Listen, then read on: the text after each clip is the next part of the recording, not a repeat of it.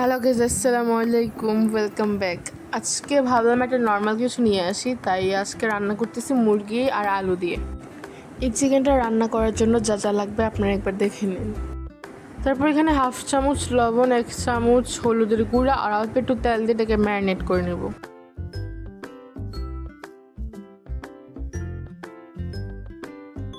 তারপর একটা প্যানে পরিমাণ মতো তেল দিয়ে আমি চিকেনগুলোকে ছেড়ে দিব।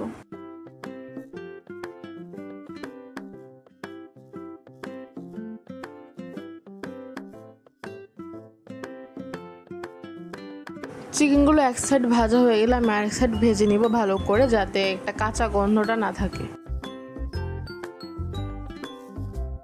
আমাদের চিকেনগুলো ভাজা হয়ে গেলে আমি এখন এগুলোকে উঠিয়ে নিব।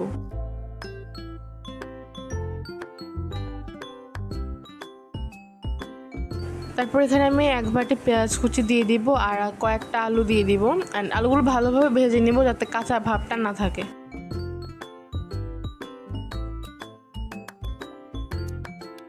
তারপর এখানে আমি 2টা তেজপাতা, 2টা দারচিনি, 4টা এলাচ দিয়ে দিব।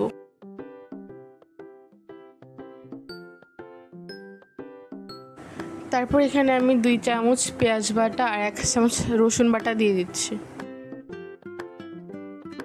তারপর এখানে আমি 1/2 চামচ ধনিয়ার গুঁড়া, 1/2 চামচ গোলমরিচ গুঁড়া, 1 চামচ আদা বাটা আর 1 চামচ জিরা বাটা দিয়ে দিচ্ছি। তারপর এখানে 1 চামচ লবণ, 2 চামচ মরিচের গুঁড়া, 2 চামচ হলুদের গুঁড়া দিয়ে আমি কষিয়ে নেব।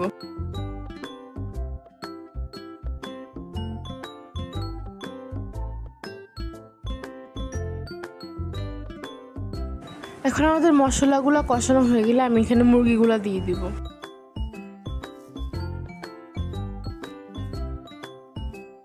চিকেনগুলোকে আমি 5 মিনিটের জন্য ভালোভাবে আগে কষিয়ে নিব।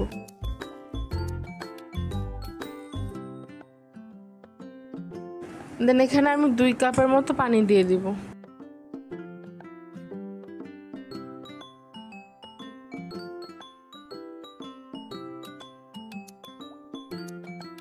আমাদের এখানে প্রায় মুরগি রান্না করা শেষ। এখন আমি এখানে একটা বাটিতে অল্প একটু পানি নিয়ে 1 প্যাকেট পাউডার দুধ মিশিয়ে মুরগিতে ঢেলে দিব এবং এটাকে ভালোভাবে মিশিয়ে নিই।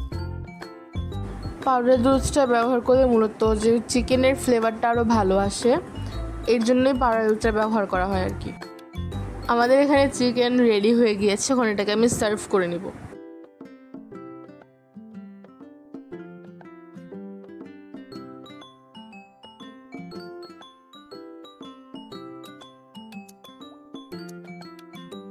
অ্যান্ড আমাদের চিকেন রেডি হয়ে গিয়েছে। অ্যান্ড ভিডিওটা ভালো লাগলে লাইক, শেয়ার অ্যান্ড সাবস্ক্রাইব করতে ভুলবেন না। বাই।